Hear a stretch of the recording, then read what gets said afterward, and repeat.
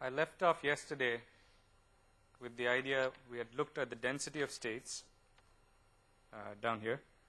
We had a function, the density of states. Are you having it on your screen? Okay, there we go. Density of states. And then we had looked at the Fermi Dirac statistics that describe the distribution, what energy levels electrons like to occupy. And finally, we'd combine those two to get this term here, which tells us the concentration of electrons. And the distribution of electrons in particular energy levels, the number of electrons per unit energy level, per unit volume is given by this curve. And in closing, I pointed out that if we were to integrate this curve from actually 0 to top of the band gap, though I wrote 0 to infinity, we'll see why.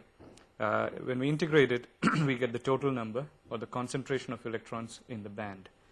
And this is where I want to start off again this morning, that we will consider electrons in the range from E to E plus dE. And we have then that there are NE dE electrons in this range.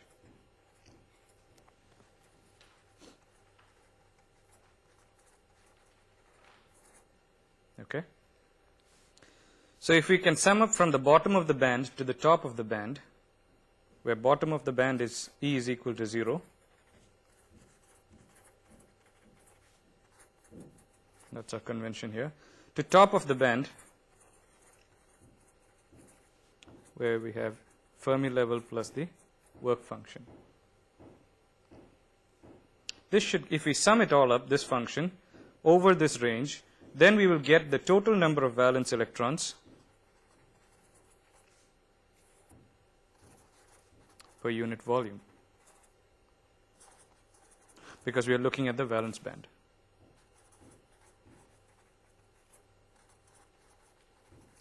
Okay? And so we can write this as the integral that n is equal to the integral from 0, which is our energy level defined at the bottom of the band, to the top of the band.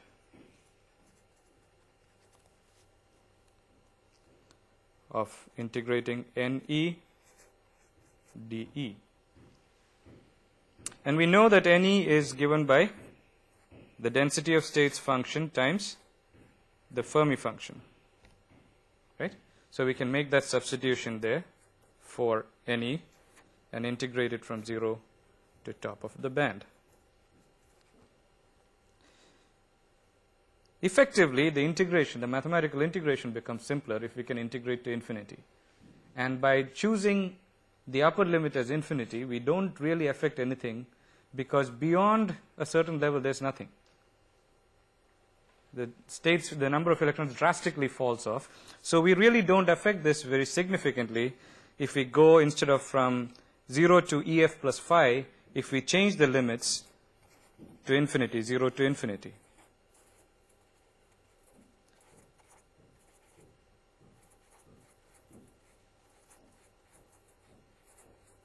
So this is what is the concentration of electrons in the valence band. Now I make the substitutions for GE and FE from the previous equations that we have. Okay? We're going to substitute for GE and FE. And what we will get then is that N is equal to 8 pi 2 to the power half. I'm substituting there for the GE term. 3 ME to the power 3 by 2 by H cubed, integrating 0 to infinity E to the power half dE by 1 plus exponential E minus EF by KT. We made the substitutions for GE and FE. Now, remembering that for t is equal to 0k, this integral will exist for E less than EF naught. We have not got any definition above that. It's a step function there, right? There's nothing above that. And so at 0k, EF is equal to, EF is equal to EF naught. That's our Fermi level at 0k. That's how we had defined it. And so this integration, when it is done at 0k for this integral, yields EF naught in terms. So we substitute, solve for EF naught in terms of n. and we will get the following equation. EF naught is equal to h squared by 8 me times 3n by pi to the power 2/3. Okay? Integrate with respect to n and then solve for EF naught. And we will get this equation here.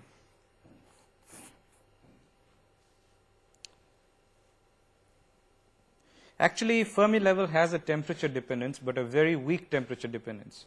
We have not dealt with anything. We have not made any assumptions about the temperature dependence of the Fermi level so far.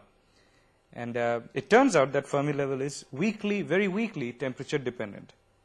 So now we have at 0K, what is the relationship between Fermi level and the electron concentration per unit volume. We can extend this to temperatures above 0K,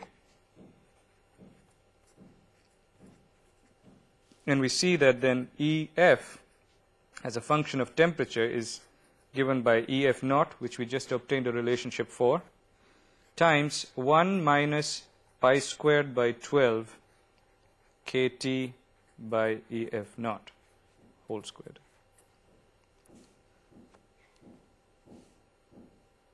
The point is not to memorize all these equations, but to understand its significance.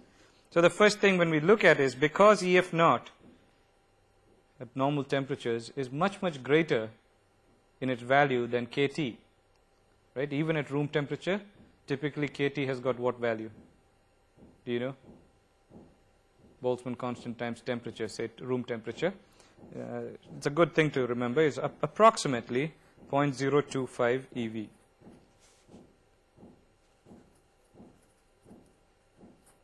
What we define room temperature is 300 Kelvin roughly. This is a handy number to remember for using in problems and things like that. You can just simply make a substitution 0.025, which is actually 1 by 40. So when you have, this is kT by Q, I should say, because it's expressed in EV. Right? So we are talking of, in EV, this term here, this was joules and converted to EV. It's a very small number relative to Fermi level, which is of the order of few electron volts. And under those circumstances, we find then that the temperature dependence is very weak. That is, because EF naught is much, much greater than kT, the temperature dependence of this is much weaker. It is dominated by this EF naught term rather than by the temperature term.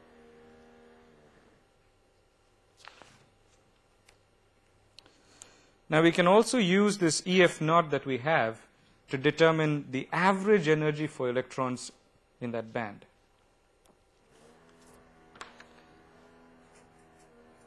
This is the average energy for the electrons in the band. And the average energy may be defined as the total energy of the electrons divided by the number of electrons.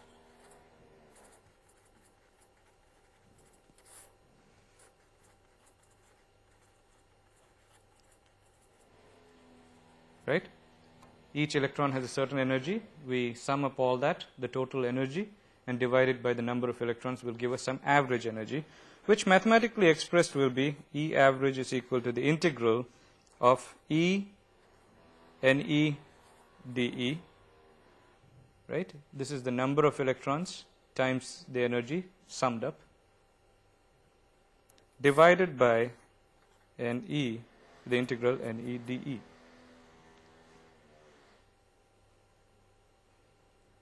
Where you can make the substitution for NE in the numerator and the denominator as NE is equal to GEFE. Okay? You can do that substitution there both in the numerator and denominator. I'm not expanding it out. So when we do this and solve, at 0K what we get, that the average energy at 0K turns out to be 3/5 of EF naught. It's a very convenient 0.6 EF naught.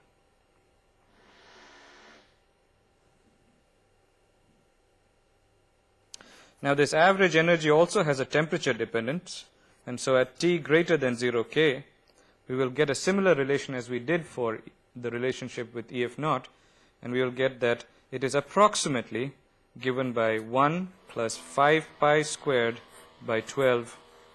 Again, we have the KT by EF naught squared. And by same argument as before, because EF naught is much greater than KT, the average energy of the electron also has a very weak temperature dependence.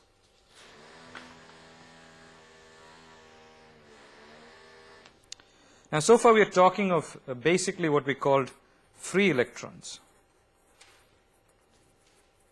Right, in a metal, they are freely moving, so their potential energy in the metal is 0. Right? So the average energy that we just calculated is actually their average kinetic energy. The total energy is just their kinetic energy because the potential energy is 0. So the average kinetic energy then is equal to E average, the same thing that we just calculated, because the potential energy term is 0. We can express this then as half ME VE squared. I'll define VE in a second, writing the kinetic energy as half MV squared, is equal to then, and substituting for E average at 3/5 EF naught. Approximately, this is the relationship that holds between them. VE is the root mean square velocity of the electrons, or what could be termed their effective speed.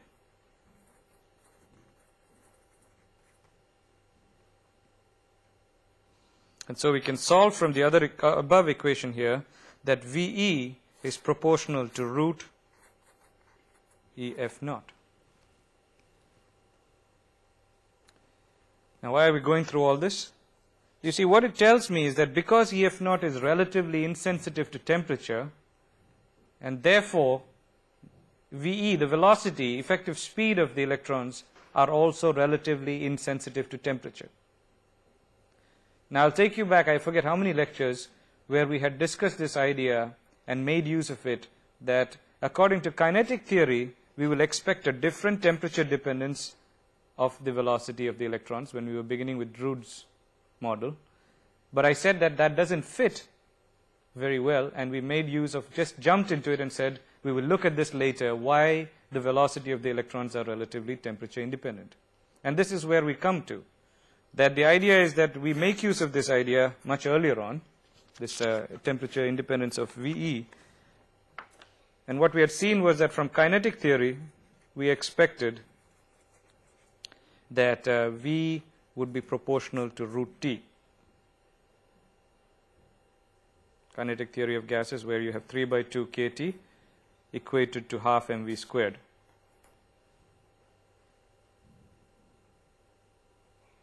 This is what, when we had started off with the classical models, we were dealing with. And then I had pointed out at that time that in reality there is an independence of temperature, insensitivity to temperature for the effective speed. And I just left it at that. So now that we have a better understanding of the quantum picture, we have arrived at the dependence and said it is not true. The implications where we were dealing with it is that rho, the resistivity of the metal, was then proportional to T if we took the idea of VE proportional to root EF naught, whereas if we treated it as if it was a kinetic theory, we would have ended up with rho proportional to 2 T to the power 3/2. Okay, this is coming from the kinetic theory. And the actual temperature dependence of metals was modeled by this rather than by this. So the only way to explain why rho is proportional to T and not T to the power 3/2 was right there to invoke that the speed is insensitive to temperature, and leave it at that. And now we come back and see that from the quantum mechanics we can show that it is insensitive to temperature. So this just goes back a little bit to an earlier lecture. Now we can go back and look at the whole topic of conduction in metals, which we did earlier, but from a quantum mechanical point of view.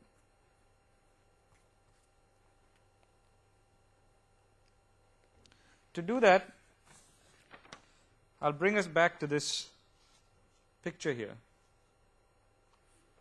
I think from a couple of lectures ago, where we'd seen that the conduction process was taking place because when a field is applied, the electrons from the Fermi level were accelerated, the momentum change, and going in one direction. And so electrons moved from A to A dash, and correspondingly due to a decrease in velocity, due to deceleration, electrons moved from B down to B dash, leaving some empty states here.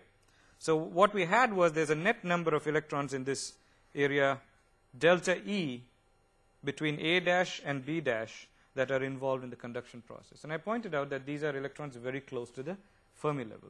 Now we'll make use of this to continue with the discussion of conduction.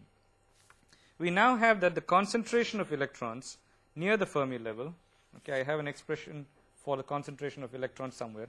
So in this delta E, what is the concentration of electrons is what I'm interested in. Because we pointed out, if you remember, that the electrons down here are not really involved in the conduction process. So I'm interested in what is the concentration in delta E, not necessarily in the whole band. All right? So now I'm interested in that delta E area close to the Fermi level, what is the concentration of electrons. So from this we can write that NF is approximately given by G EF delta E. It's a small energy gap, the energy band there that we are interested in. So this gives me the electrons in that interval delta E that I'm interested in. Consider this electron that is sitting here now at the bottom of this, and it's going to move up to A dash. Okay, so from here it's going to move up to A dash, increasing in energy delta E from here to here. It goes from the bottom of band to the position A dash in a time interval delta T.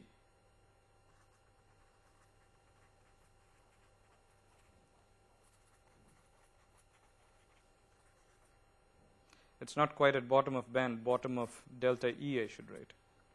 Right? Not from the bottom of the band, but from delta E. This time interval, which is equivalent to a scattering time tau. Because once it reached A dash, we said it got scattered, if you recollect the picture, and came back here. So this delta T that it takes to go to the top A dash, wherein it gets scattered and comes back, tells us that these two are equivalent. Delta T, the time that we're interested in, corresponds to the scattering time tau.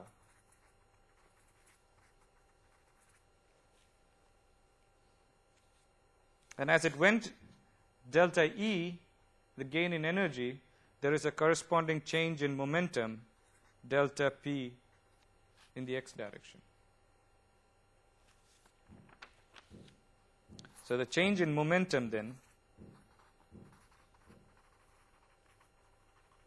is delta P x, corresponding to that change in energy. Okay?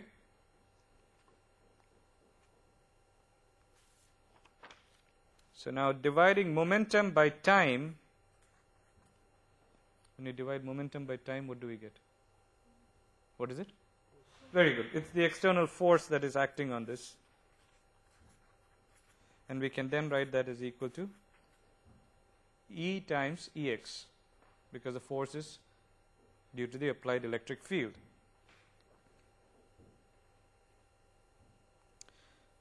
So writing in terms of Px, delta Px is equal to, I make the substitution that delta T is tau, as I said earlier. So tau E times the field. Now additionally, the electron has an energy E is equal to Px squared by 2me star.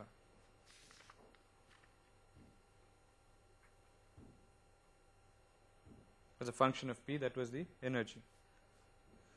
So I can differentiate this and solve for delta E. Delta E then becomes equal to Px by Me star delta Px.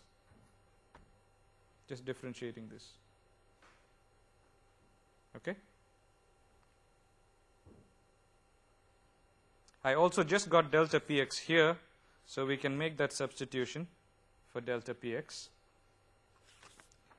And we end up with the energy term delta E is equal to Px by Me star tau E Ex.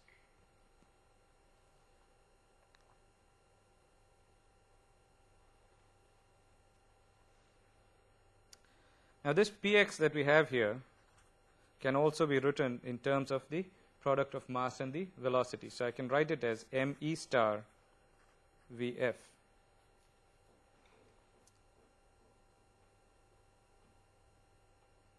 It's close to the Fermi level. It has a velocity given by Vf. So when we make that substitution also into this term here, into this equation, we get Me star Vf by Me star tau E Ex, which leaves us with delta E is equal to E Vf tau Ex.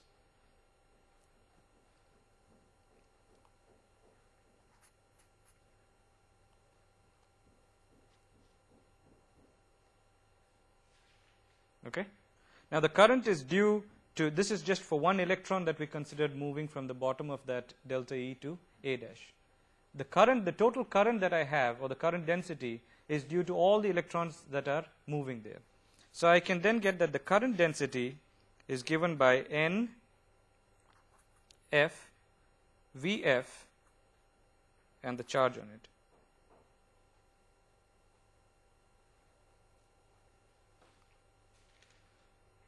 Okay. So the current density in the x direction is given by Nf, Vf, and the charge. The total number that is involved, the charge on each, and the velocity with which it is moving. And we can then make our usual substitution for Nf as GEF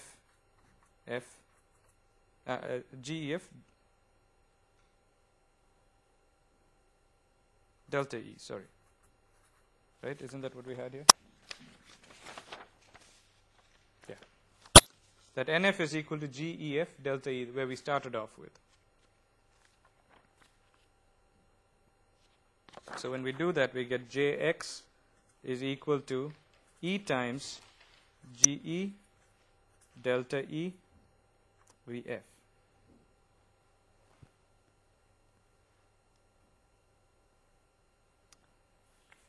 We also had an expression for Vf just now. Vf in terms of delta E and Ex. So I can substitute here for Vf. Then I'll get E, GE, sorry, Fermi level, E, Vf, no, am I substituting? I'm substituting for delta E, I'm sorry. I'm substituting for delta E, not for Vf, pardon me. So we've got this Vf term here, and we're substituting for delta E. We've got then tau Ex Vf. Okay? So we substituted for delta E, not for Vf, I'm sorry. Which can then be simplified to E squared Vf squared GEF tau I should be consistent. The field is epsilon kind of symbol, X.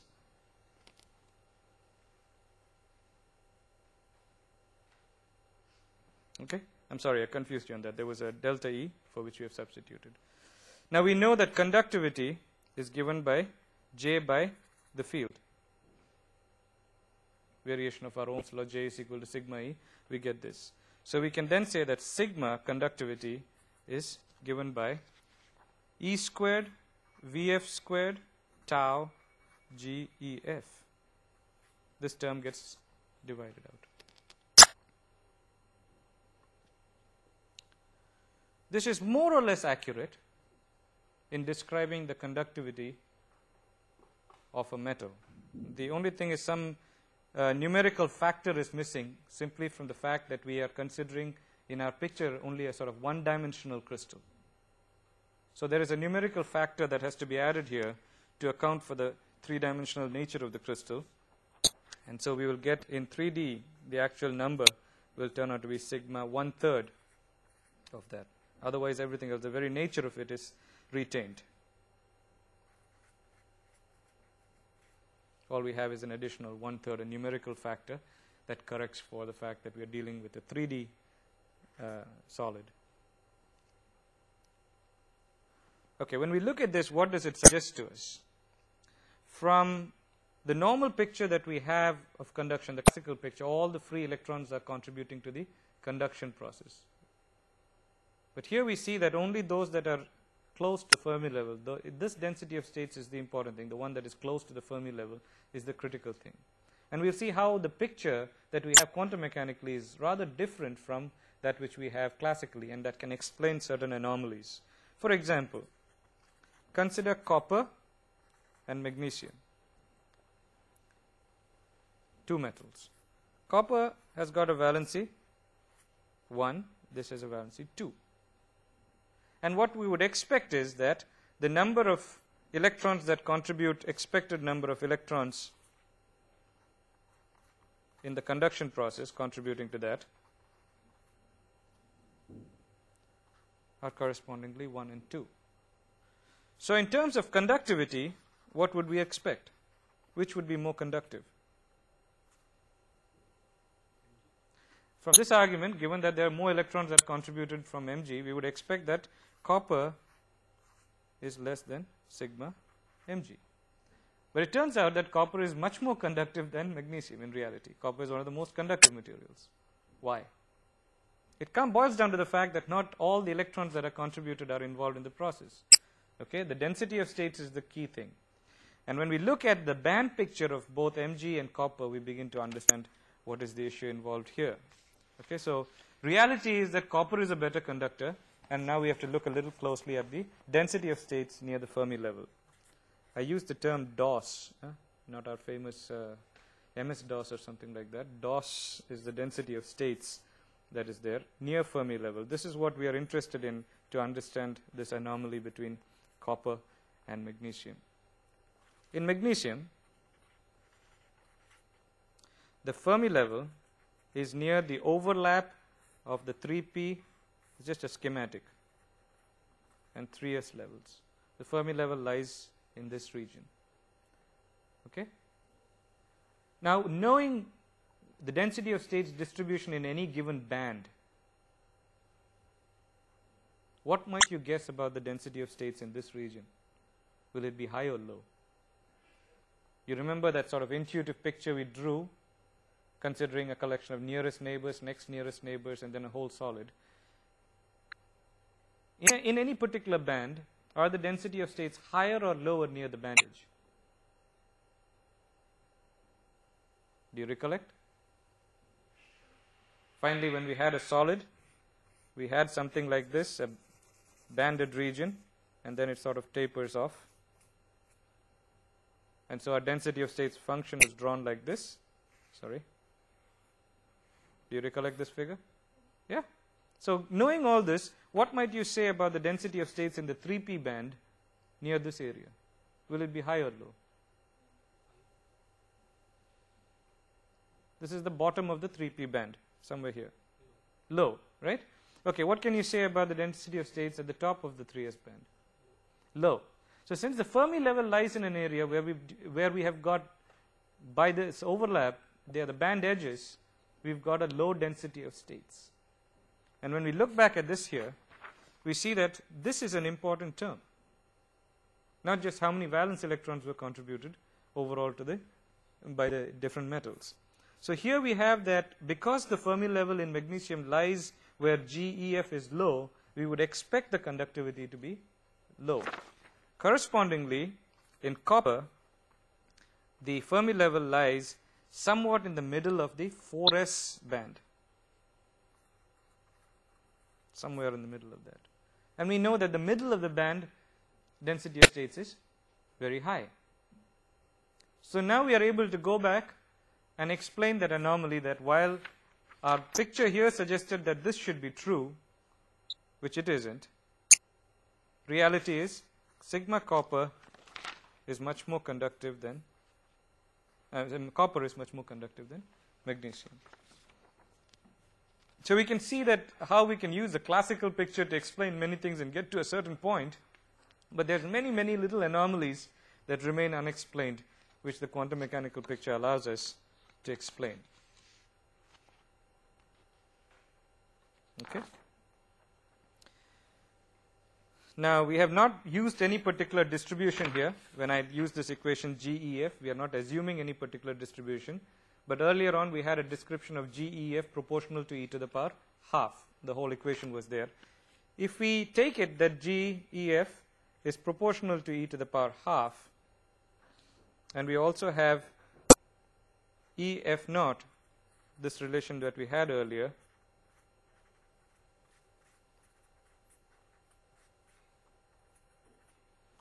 for the Fermi level, and then we look at this equation for conductivity, okay, we actually end up with the Drude model itself.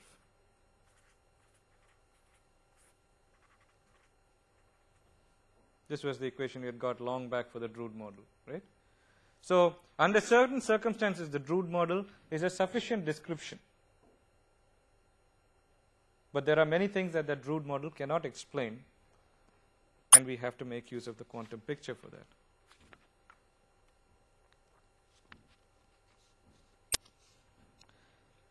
I want to take us into a topic that looks a little more at sort of the application of some of this.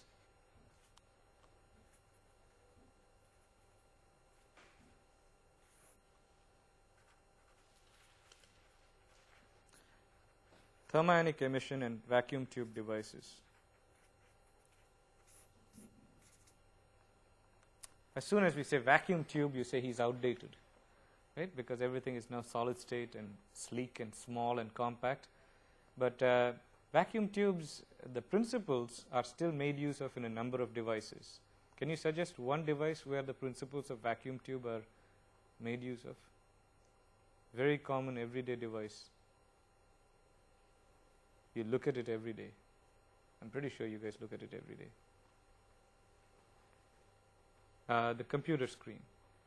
It's a cathode ray tube, right? It's a vacuum sealed tube with electrons in it. Your television. So the CRT, basic whatever is for the monitor or for the television, is based on the idea of a simple vacuum tube. So even though it has been displaced in many applications, but there's still a lot of microwave devices and things like that that make use of these principles. The fundamental idea in here is related to this thing called thermionic emission. When we heat up a metal, we give enough energy to the electrons, and the electrons increase in energy that some of them may actually have enough energy to go outside the metal. What will happen when these electrons are outside the metal? What will happen to those electrons? So as we go on heating, will these electrons simply go on coming out more and more and more? And we end up with a more and more charged metal? That's not observation, right? If you heat up a metal, you don't get a shock from it when you touch it. Well, it turns out that because those electrons, when they have gone out of the metal, have left behind a metal with sort of effective positively charged, it is attracted back here. So this is a self-limiting process if nothing else is done to this system. I've got a metal, then I'm supplying heat. Electrons do come out, but eventually it's self-limiting and the electrons are brought back in here. There's nothing much going to happen. But if I want to make use of this, I have to change the picture. For one, if there is some means of collecting these electrons and removing them from there, and secondly, if I can somehow replenish the electrons that have been removed from here so that this effective charge that has been left behind is neutralized. And the way to go about that is to make use of a vacuum tube, where we will apply a voltage across two plates. Let me sketch that for us. It's a very simple picture.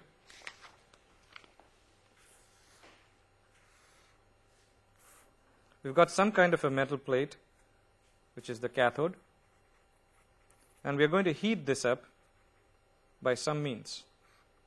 It's a sealed tube, this one that is here. Okay. I have another plate here, the anode, and I combine it up with a voltage source.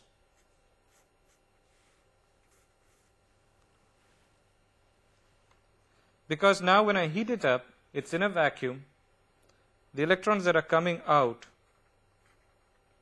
are going to be attracted by the positive potential of this one. That's the anode. And so the electrons will move in this direction and be collected by the anode. On the other hand, there will be a supply of electrons from the voltage source to the cathode. And so we can have a current flowing through this system as a consequence. The vacuum is a critical thing because otherwise the electrons that are coming out will get scattered by collision with air molecules. So when I have a vacuum, they can easily travel to the anode over that distance and get collected. I can look at the current versus voltage. As I change the voltage, how does the current change in such a device? So if we look at the current versus voltage plot of such a device, what we see is something like this. Namely, that beyond a certain voltage, as I go on cranking up the voltage, some limit is reached and it is saturating.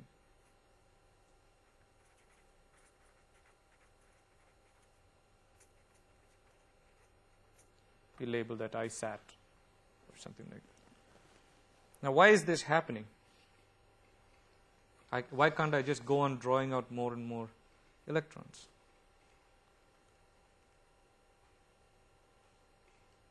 Well, the limiting step is that when saturation is reached, what that implies is that the anode is collecting all the electrons that are being emitted.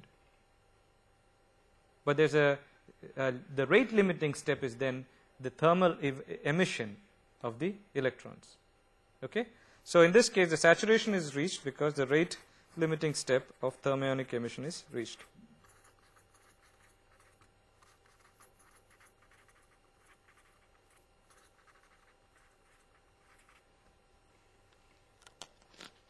Another thing that we may note from this figure is that what is the current flow in the reverse voltage direction? What if I flip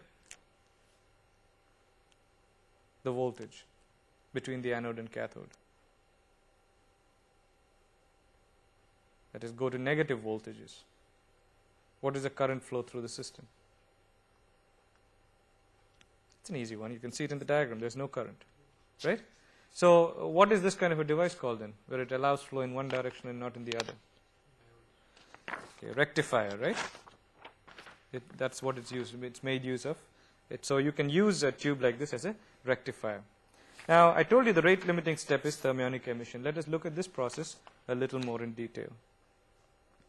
Only the electrons which have got energy more than a certain value, from our band picture we can get this, only electrons with energy greater than EF plus phi,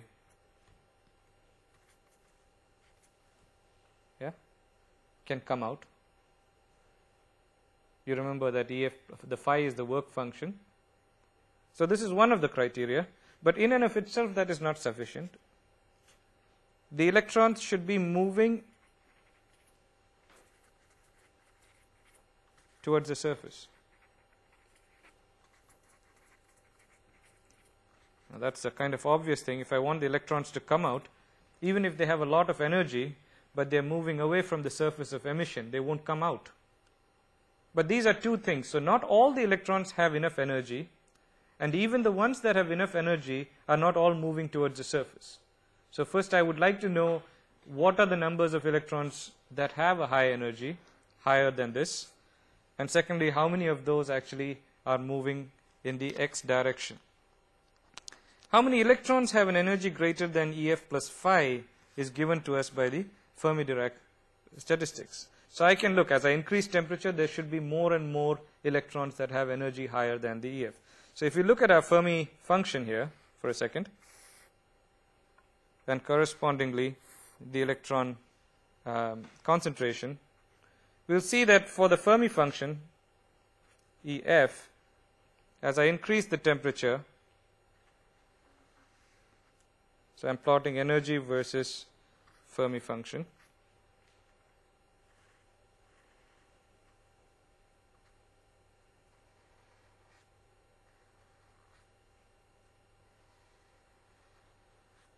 Okay.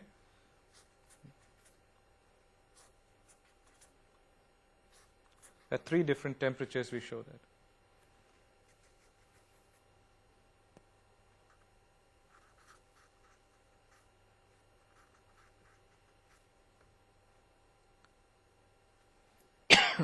Correspondingly, the product GE Fe, which is giving me my N subscript E, will also begin to look something like this.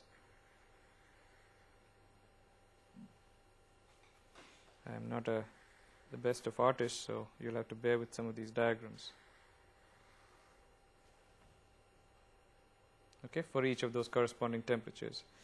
And what we see is that if we define the level somewhere here as EF plus phi, that above a certain temperature there will be more and more of the electrons. So we can calculate how many electrons are there that will have energy more than EF plus phi. And it is obvious that as temperature increases from T1 to T2 to T3, we get larger and larger numbers of electrons that satisfy that requirement.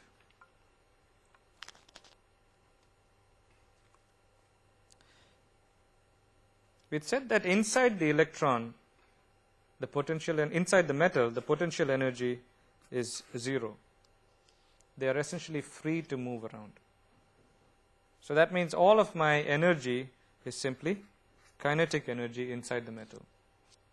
Outside the metal, to get out there, there is a barrier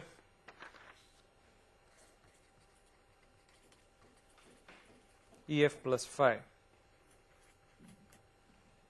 Okay.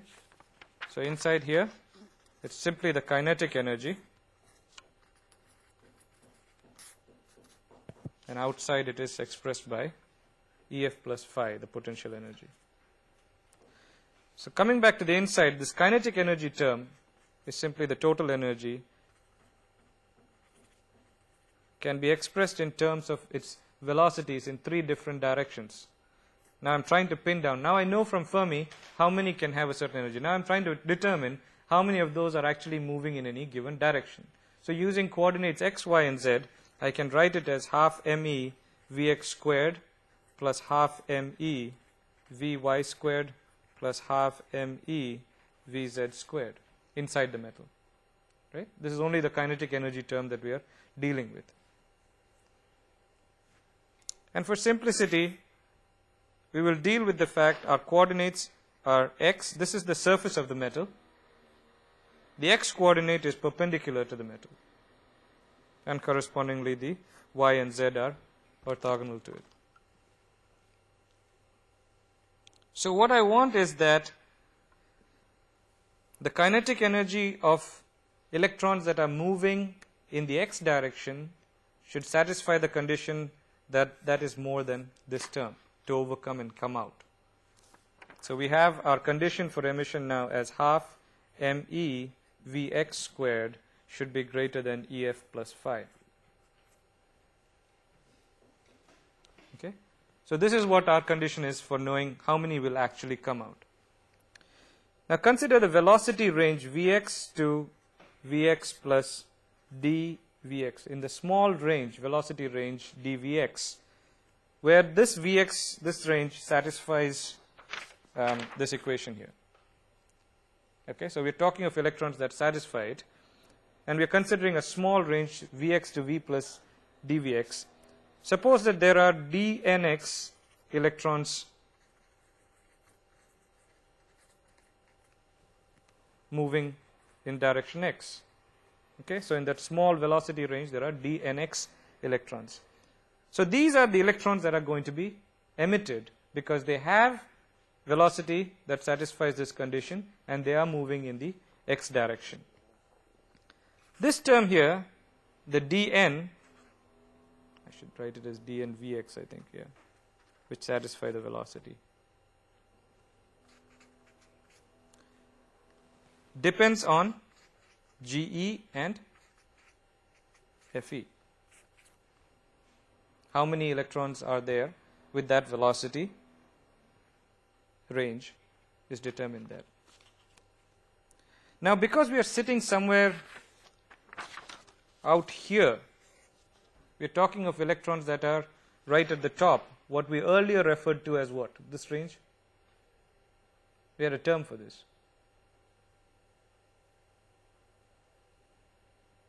We could approximate it by something because we are far enough away from the Fermi level.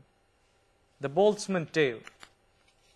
If you go back to previous lectures, you'll find that I told you that in the Fermi-Dirac function approximates to the Boltzmann function when you're in that region, away from the Fermi level, at higher energies. So since we are dealing with electrons that have got a high enough energy here, right, they are out greater than EF plus phi, so we can approximate the Fermi function by the Boltzmann function.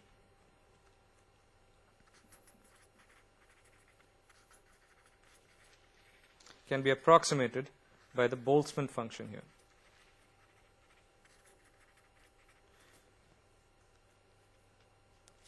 Okay?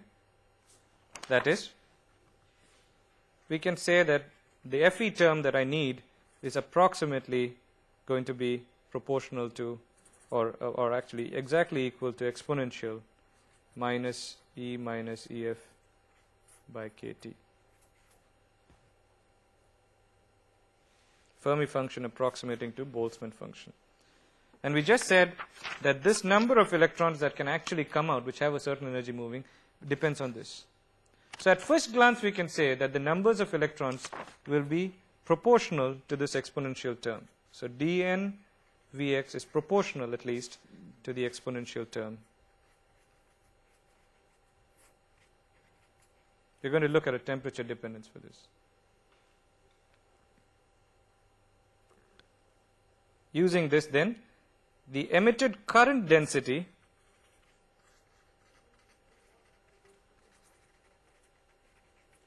will be given djx is equal to E Vx dn Vx, right? J is equal to E Vx dn Vx. And to get the actual current, we need to integrate this over all velocities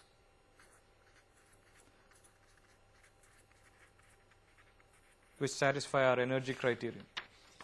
Half me Vx squared is greater than EF plus phi.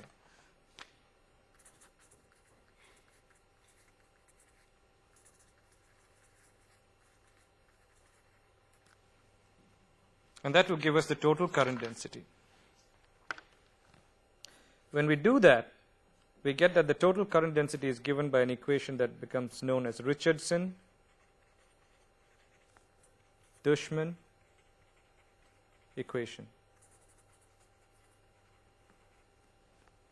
That J is equal to B naught, which is a constant I'll deal with in a second, T squared exponential minus phi, the work function, by KT.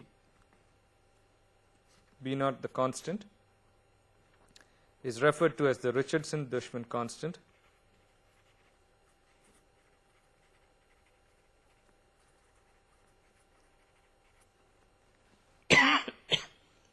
And it is equal to 4 pi E me k squared by h cubed. As you can see, they're all constant terms, so it will have a value given by 1.20 into 10 to the power 6 amps per meter square per Kelvin square.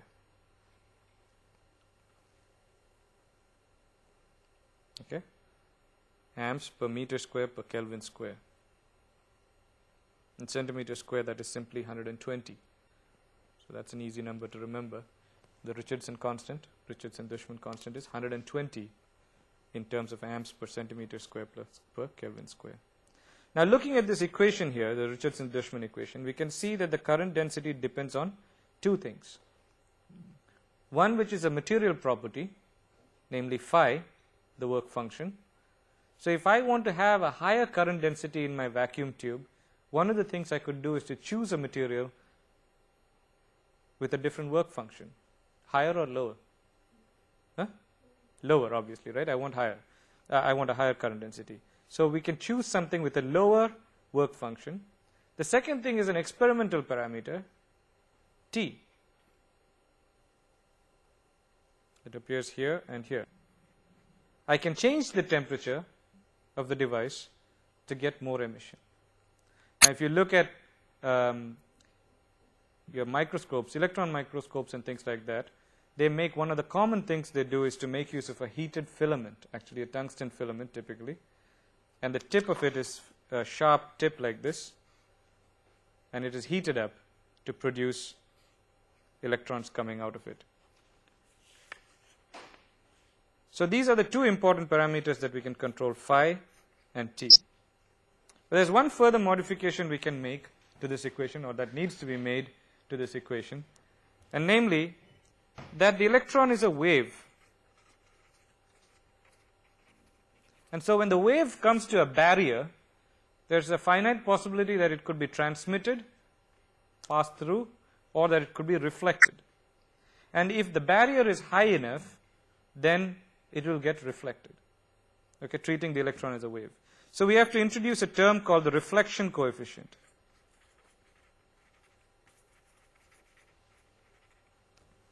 And so our Richardson-Dushman Equation coefficient gets modified to take into account this reflection possibility, and so we write J is equal to BE, I'll tell you what B is in a second, B squared exponential minus phi by KT. Essentially the same thing, except B is now, B naught is BE. What is BE? BE is written as 1 minus R times B naught. So if R is 0, the equation is simply the one that we had earlier. But for some reason, whatever be the reasons, if R is high, then accordingly the value of B naught gets lower and lower. It turns out that for all these materials, R depends on the surface properties,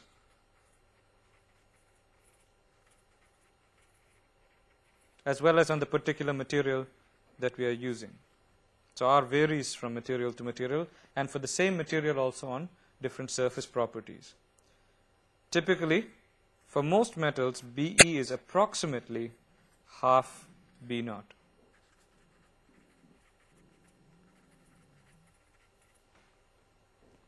Okay. Now we can go, it turns out that for some oxides that are used in coating the tips, BE is even lower, 1 into 10 to the power 2 amps per meter square per Kelvin square. So this is the final equation that describes to us how the electrons are emitted when we heat a cathode. And the basis of it is they should have a higher energy to overcome the barrier, and they should be moving in the x direction or towards the surface as we defined it for it to come out. There's one further thing we'll take up next time, what is called the Schottky effect, that when we apply this voltage to the anode, it is not only attracting the electrons, but it also does something to the cathode. And so we'll take that up the next time, what is called the Schottky effect, or the image force lowering, and we'll deal with that also. Okay, we'll stop with that today.